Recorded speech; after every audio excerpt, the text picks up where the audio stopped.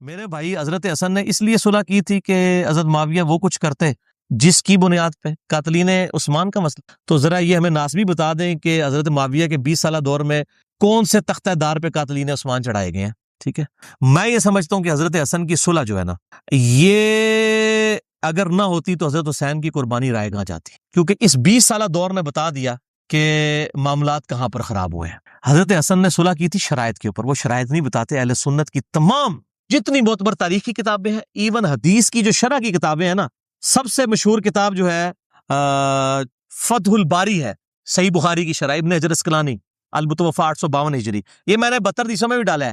ایڈا بم چھوڑ دیتا ہے نا ناسمیاں ہوتے, یہ قیامت تک روون گے, اس میں سب کچھ ڈالا ہوا ہے میں نے. صلح حسن والی حدیث بخاری سے ڈالی ہے 7109.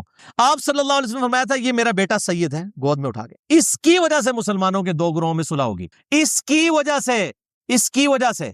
تو یہ تو نہیں کہا کہ معاویہ کی وجہ سے صلح ہوگی. قربانی کس نے دی؟ حسن ابن علی نے. اس کی وجہ سے صلح, یہ قربانی کرے گا, اپنی مسند چھوڑ دے گا جس پہ امت نے چنا تھا. تو انہوں نے صلح کی, اس کے ساتھ شرائط 7109 نمبر حدیث بخاری فتح الباری میں اس کی آپ پڑھ لیں, وہ ساری شرائط تھیں. اور کئی شرائط ہیں, موٹی موٹی شرائط میں نے اس میں لکھی ہیں. الاستیاب ابن عبد البر کی کتاب میں موجود ہے. الاصابہ ابن حجر اسقلانی کی 8000 صحابہ کی جو اسد الغابہ کی انہوں نے شرح لکھی ہے الاصابہ, اس میں موجود ہے. البدایہ والنہایہ ابن کثیر میں موجود ہے. اور فتح الباری میں اسی حدیث 7109 کے تحت, جس میں کہتے ہیں نہیں حسن نے پیسے لے کے صلح کی ہے, وہ الفاظ تو پڑھیں کہ انہوں نے کس طرح, انہوں نے پورے الفاظ اس میں کلیئر کیا. ابھی ٹائم نہیں, اس کو شوق ہے یہ پڑھیں. پیسے لے کے صلح کی ہے, وہ تو انہوں نے ساری کے سارے معاملات کو پوائنٹ آؤٹ کیا ہے کہ اس وقت کیا ہو رہا تھا, کس طریقے سے گورنر جو ہے وہ خریدے جا رہے تھے. بہرحال یہ صلح کی شرائط سنیں. نمبر 1, حضرت معاویہ اللہ کی کتاب, رسول اللہ صلی اللہ علیہ وسلم کی سنت اور خلفائے راشدین کے طریقے کے مطابق نظام میں حکومت چلائیں گے. چلایا انہوں نے نظام حکومت اللہ کی کتاب کے مطابق چلایا. صحیح مسلم میں پڑھ کے سنا دیتا ہوں, آپ تو یہ کریٹیکل حدیث ہے نا, لہٰذا میں مسلم سے سناتا ہوں کہ اللہ کی کتاب کے مطابق چلایا کہ نہیں. صحیح مسلم 4776. عمر بن عاص کو آ کے ایک بندہ کہتا ہے, بڑی لمبی حدیث ہے, کہ آپ ہمیں اطاعت امیر کے اوپر حدیثیں سناتے ہیں, اور آپ کے چچا کا لڑکا معاویہ جو ہمارا حکمران ہے, یہ تو ہمیں کہتا ہے کہ ہم لوگوں کو ناحق قتل کریں اور لوگوں کا مال ناحق طریقے سے ہڑپ کریں. جبکہ اللہ تعالیٰ سورۃ النساء کی آیت نمبر 29 میں کہتا ہے کہ اے ایمان والو, لوگوں کا مال ناحق طریقے سے ہڑپ مت کرو اور ایک دوسرے کو قتل مت کرو. آپ بتائیے ہم اللہ کی مانیں یا معاویہ کی مانیں؟ یہ صحیح مسلم ہے سنابلی صاحب, یہ جھوٹی تاریخ نہیں ہے حکمران نے لکھوائی ہوئی. صلاح الدین یوسف صاحب کے لیے بھی ہے 4776 صحیح مسلم. تو عمر بن عاص نے بھی سر جھکا لیا, خاموش ہو گئے تھوڑی دیر کے لیے. پھر کہا جی معاویہ کی اطاعت کرو اللہ کی اطاعت کے اندر, اور جس میں وہ اللہ کی اطاعت سے باہر ہو تم اس کی نافرمانی کرو. تو یہ پہلی شرط کا میں نے آپ کو انجام بتا دیا کہ جی کتاب اللہ اور سنت کے مطابق, کتاب اللہ کے مطابق عمل ہوا. اچھا جی, دوسرا, اپنے بعد کسی کو جانشین مقرر نہیں کریں گے اور امت کو خلیفہ کے لیے انتخاب کو شورا پہ چھوڑیں گے. یہ بھی خلفائے راشدین کی سنت تھی, چھوڑی. بخاری اٹھا کے دیکھ لیں کہ اپنی زندگی میں تلوار کی زور کے اوپر اور زبردستی جو ہے وہ بیعت لینا شروع کر دی. صحیح بخاری 4827 نمبر حدیث ہے. مروان بن حکم نے کہا کہ امیر المومنین معاویہ بن ابی سفیان کو اللہ تعالیٰ نے یہ بات سجھائی ہے امت کے وسیع تر مفاد میں, وہ چاہتے ہیں اپنے بعد اپنے بیٹے کو خلیفہ نامزد کرتے ہیں. اور حاکم میں اور سنن نسائی الکبریٰ میں موجود ہے, جس طرح کہ ابوبکر نے عمر کو کر دیا تھا. دیکھو عمر بیٹے تھے ابوبکر کے. یہ پوری روایتیں میں پھر اور پاسے ٹور پاؤں گا, جس کو شوق ہے یہ پڑھے. میں نے اس میں یہ ساری روایتیں لکھی ہیں میرے بھائیوں, ساری کی ساری روایتیں. تو یہ ان لوگوں نے دھوکہ دیا ہے, اور یہ کوئی انہوں نے پھر شورا کے اوپر نہیں چھوڑا, زبردستی جو ہے وہ امت کے اوپر وہ سب کی ساری چیزیں جو ہیں وہ مسلط ہو گئیں. اس کے بعد سنیں تیسری شرط, سیدنا علی کی جماعت کے لوگ جو صلح کے بعد ہتھیار ڈال چکے ہیں, یہاں پہ پیپلز پارٹی کی حکومت آتی ہے, مسلم لیگ کے لوگ فارغ, مسلم کی حکومت آئی پیپلز پارٹی کے لوگ فارغ. انہوں نے اور ساڑھے لوگوں نے تو ان سے انتقامی کارروائی نہ کی جائے. انتقامی کارروائیوں کی ایک پوری داستان ہے. اس سے بڑا کیا انتقام ہے کہ دور میں لعنت کی جائے صحابہ کرام پر, ممبروں پہ, سیدنا علی پر, نعوذ باللہ. اور چوتھا کہ آل محمد کے لیے خمس, جو مال غنیمت میں سے, مال فے میں سے حصہ جو اللہ نے قرآن میں مقرر کیا سورۃ الانفال کے اندر, وہ آل محمد کو ملے. کہتے ہیں وظیفہ لگ گیا تھا حضرت حسن کا. او وظیفہ پائی معاویہ نے نہیں لایا, وہ اللہ نے لایا ہے, اہل بیت دا. دیکھو فراڈ کرتے لوگوں کو صحیح بات بتائیں, مطلب جھوٹی وکالت تو نہ کریں نا, سچی وکالت کریں. تو یہ ساری حدیثیں میں نے ان کے پورے معاملات لکھے. اچھا, ان ساری حدیثوں کے بارے میں نا ترمذی سے روایت پیش کریں گے جی, نبی صلی اللہ علیہ وسلم نے دعا کی تھی ہادی اور مہدی بنا حضرت معاویہ کے لیے رضی اللہ تعالیٰ. حالانکہ اس حدیث کو کتنے محدثین ضعیف سمجھتے ہیں, امام حاکم, امام نسائی اور کئی ائمہ. باقی لوگ اسے حسن درجے تک لے جاتے ہیں, البانی صاحب اور شیخ زبیر صاحب. صحیح نہیں, حسن تک. اور کہتے ہیں بس یہ حدیث سے سارے معاملات کور ہو گئے. ہم یہ کہتے ہیں ہادی اور مہدی جس کے لیے دعا کی ہے, اس کے اعمال ویسے ہوں گے جو بخاری اور مسلم میں آئے ہیں, کہ لوگوں کو ناحق قتل کریں گے, وہ لوگوں کا مال حرام طریقے سے لوٹا جائے گا, سنتوں کو بدلا جائے گا. کتنی میں نے روایتیں بخاری مسلم کی, باقی تو چھوڑ دیں. اگر یہ کریکٹر آپ سمجھتے ہیں ہادی اور مادی دعا قبول ہوئی ہے اور یہ کریکٹر ہے, تو آپ پھر خود فیصلہ کر لیجئے. یا تو آپ کہہ دیں دعا قبول نہیں ہوئی, یا کہہ دیں آپ کے حدیث ہی جعلی ہے. تو میں تو یہ نہیں کہتا کہ دعا قبول نہیں ہوئی, حالانکہ اس کے بھی چانس ہوتے ہیں. آپ سب کی ضروری نہیں ہر دعا اللہ تعالیٰ بعض اوقات واپس بھی کرتا ہے. ہم دوسری طرف جاتے ہیں کہ یہ حدیث, ہم ان محدثین کے ساتھ ہیں جو اس روایت کو صحیح نہیں سمجھتے. وہ فٹ ہی نہیں بیٹھتی اس کے ساتھ, ان اعمال کے ساتھ نہیں نا فٹ ان بیٹھتی. اگر بیٹھ دے تو ہم مان لیں, ٹھیک ہے. اور دوسری روایت جو مسلم میں ہے کہ خدا اس کا پیٹ نہ بھرے, اور اس کے ساتھ وہ کہتے ہیں کہ جی اوپر حدیثیں پڑھے, اوپر لکھا ہوا ہے کہ نبی صلی اللہ علیہ وسلم نے کہا کہ میں بھی ایک انسان ہوں, اگر کسی کے لیے بدعا کر دوں تو اے اللہ اس کو دعا بنا دینا. تو یہ حضرت معاویہ کو دعا دی ہے نبی صلی اللہ علیہ وسلم نے. اچھا, اور پوری گل پڑھو, اس میں الفاظ ہیں کہ اگر وہ اس چیز کا اہل نہ ہو جس کو میں بدعا دے رہا ہوں, اگر اہل نہ ہو تو پھر دعا بنا دینا. اگر وہ اس بدعا کا اہل تھا پھر وہ بدعا ہی رہے گی, اور اس معاملے میں بدعا رہی, کیونکہ اسی کا طریق جو دلائل النبوہ میں, یہ میں نے سارے ڈالے ہیں امام بہیقی کی کتاب میں, اس میں راوی آگے کہتا ہے کہ نبی صلی اللہ علیہ وسلم کی دعا ان کے حق میں قبول ہوئی اور معاویہ کا پیٹ پوری زندگی نہیں بھرا.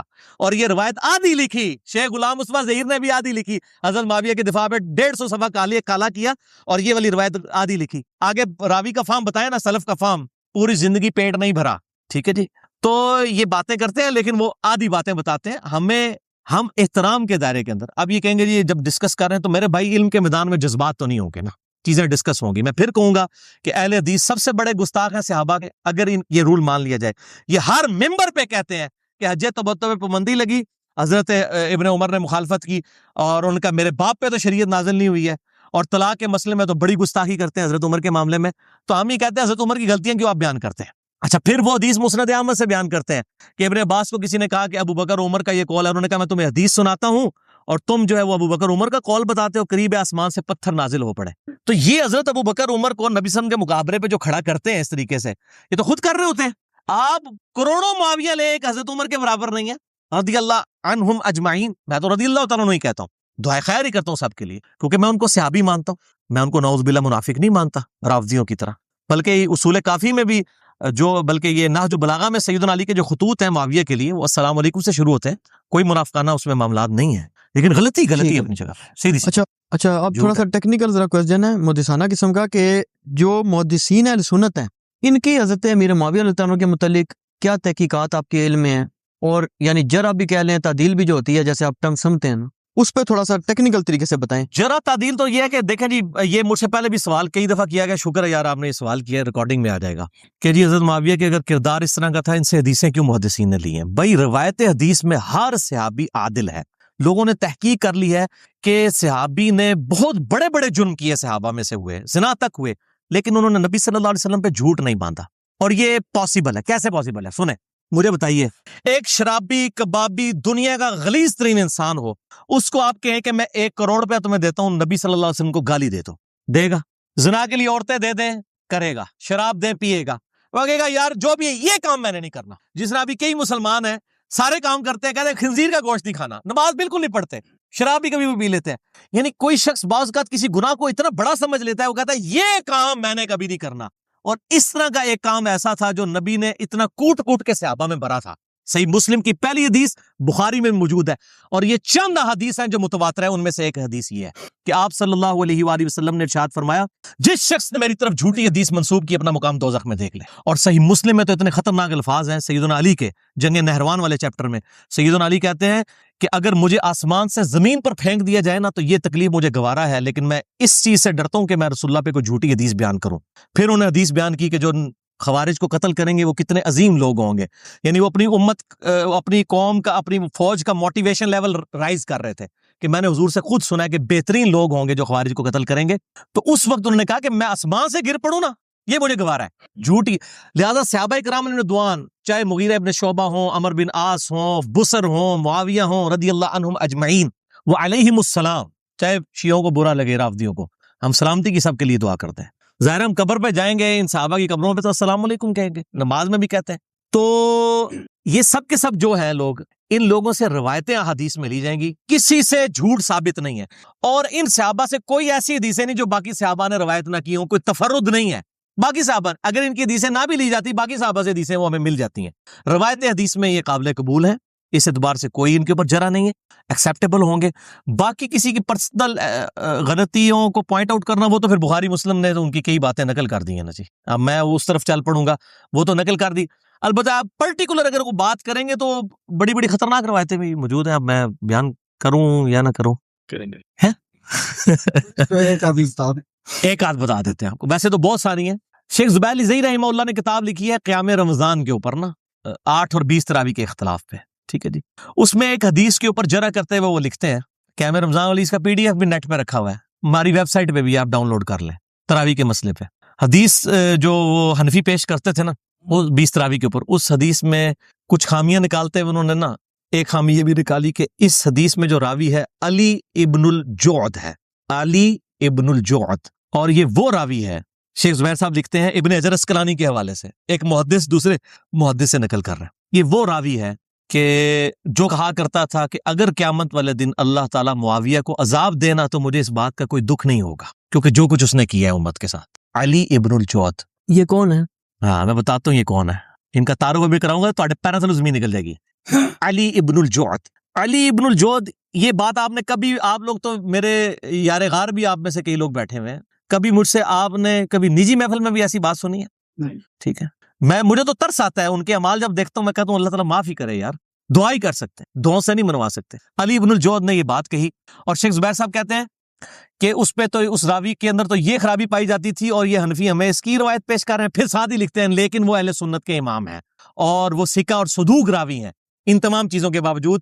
اور وہ اس لیے انہوں نے لکھا کہ میں نے علی ابن الجعد پہ جو یہ نقل کی ہے نا جرا, اس کی بنیاد پہ میں اس حدیث کو ضعیف نہیں کہہ رہا, میں دوسری بنیاد پہ کہہ رہا ہوں, لیکن میں آپ کو بتانا چاہ رہا ہوں کہ ایسے لوگ بھی موجود ہیں.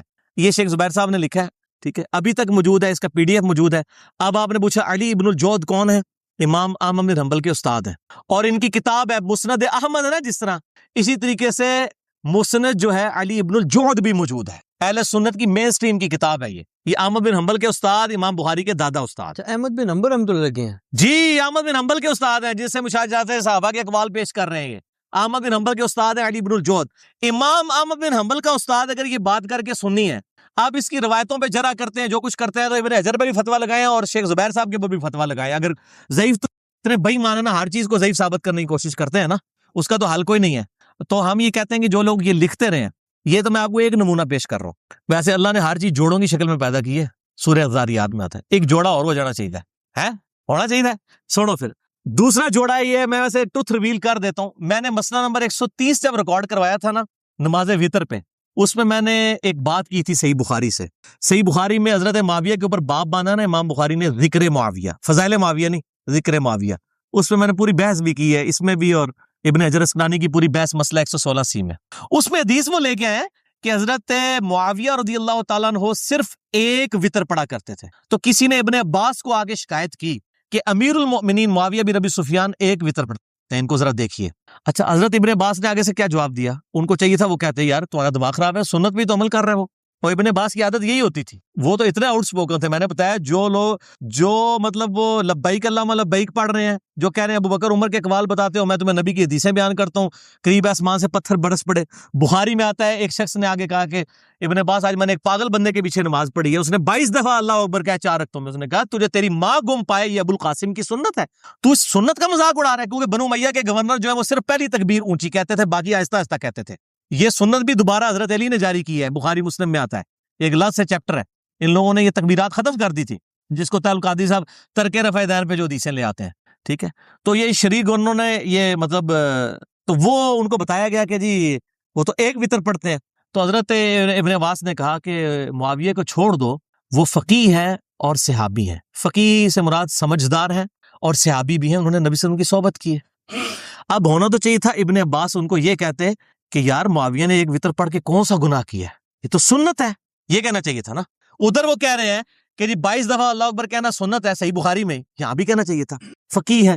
یہ اصل میں وہی بات ان کی جو ہم پنجابی میں کہتے ہیں, جب کسی سے آکورڈ کام ہوتا ہوا دیکھتے ہیں نا ہم, اسی کہنا یار چھڑ دو انہوں, آپ سیانا بیانا, انہوں نہیں پتا یہ سیانا بیانا ہے, یہ فقیہ ہیں اور صحابی ہیں, یعنی اس کو نہیں پتا یہ کیا کام کر رہے ہیں. یہ اصل میں ابن عباس نے کہا ہے. اور اس سے امام بخاری نے ابن عباس کی صحابیت ثابت کی ہے. اگر اس سے فضیلت ثابت کرنی تھی نا حضرت معاویہ کی, تو اس پہ پھر وہ باب باندھ کے فضائل معاویہ لکھ کے فضیلت ثابت کرتے. ٹھیک ہے, اب دیکھیں کیا معاملہ ہوا. یہ حدیث ادھر ہی ہے بخاری میں, لیکن اسی حدیث کو امام طحاوی بھی لے کے ہیں شرح معانی الآثار کے اندر, اور وہاں پہ بڑے خطرناک الفاظ موجود ہیں امام طحاوی کی. اور امام طحاوی نے اس حدیث کو صحیح بھی کہہ دیا کہ جب ابن عباس کو یہ بات بتائی گئی نا آ کے کہ معاویہ تو ایک وتر پڑھتے ہیں, تو انہوں نے کہا اس گدھے سے پوچھو اس نے یہ طریقہ کہاں سے نکالا ہے. یہ الفاظ ہیں ابن عباس کے, اور امام طحاوی نے اس کی توثیق کی ہے.